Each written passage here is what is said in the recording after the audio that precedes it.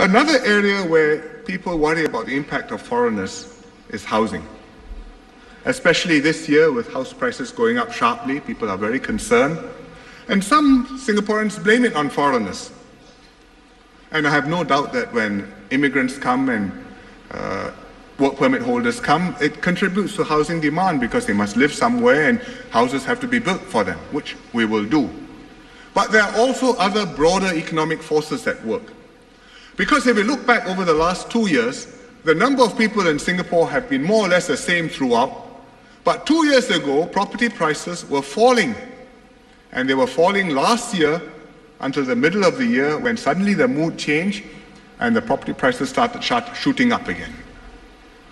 So, and it's happening not just in Singapore, it's also happening in Hong Kong and other cities around the region, in China.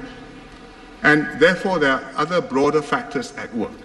But whatever it is, it's something which we are focusing our minds on. We will manage immigration to make sure Singapore doesn't become too crowded. And we can commit to you, I promise you, we will always keep HDB flats within reach of Singaporeans. That's what HDB's mission is. That's why it exists. The flats will be affordable. The supply will be adequate. You can't get it straight away tomorrow, but the wait will not be too long. HDB will build more flats. This year we built 16,000 new flats. Next year HDB will build up to 22,000 new flats. So if you missed one BTO, don't worry, the next one is coming. Within a month there'll be another BTO and you will be able to get one before too long. There are 22,000 new flats coming along and we don't have 22,000 new couples getting married in Singapore every year. Secondly, HDB will try their best to speed up the completion of these BTO flats. It takes about 3 years, sometimes 3.5 years from the time when you book to the time when you collect your keys. HDB thinks they can bring it down a little bit. Ma Baotan says, don't promise, but we will try our best. And I think everybody expects them to deliver their best. Thirdly, we will emphasize home ownership.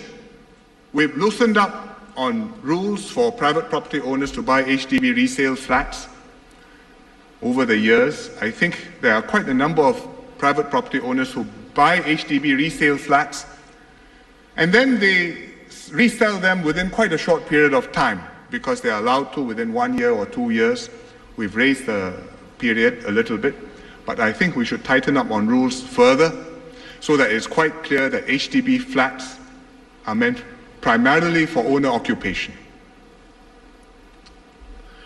That takes care of the vast majority of the population, 80%, all those who earn less than $8,000 family income and are eligible for HDB flats.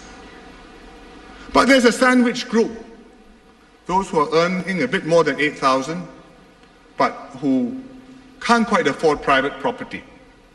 So we have the executive condos, and those between 8 and 10K family income can presently buy executive condos, which they will get a housing grant, 30,000, and they arrange their own financing. But I think this group is quite anxious about falling between, so they are not eligible for HDB, and they can't afford private property. They are anxious, and I think their parents are also very anxious, because the parents say, I will have to help to fork out for my kids. And because people are marrying a little bit later, so their incomes tend to be a little bit higher, so they worry that they will get promoted before they get settled. So we'll do more to help them own their homes.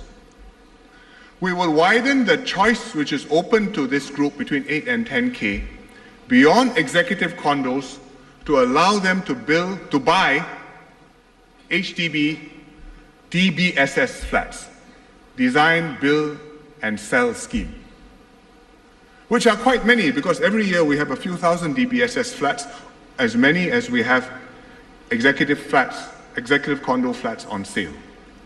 They can buy DBSS, same terms like the executive condos. 30,000 grant, arrange your own loan.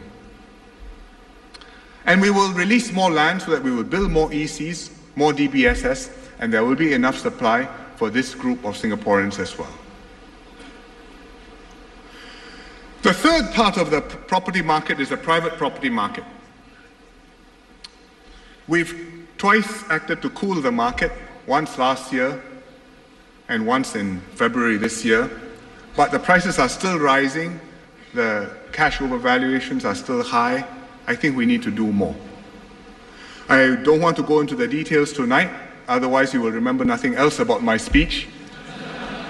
Tomorrow morning, before the market opens, MND will put out a press statement and Mabautan will hold a press conference tomorrow. But our purpose is to make sure that in the long term, Singaporeans can own their homes and afford it, and it will be a gradually appreciating asset which will grow as Singapore grows, so that Singaporeans can benefit.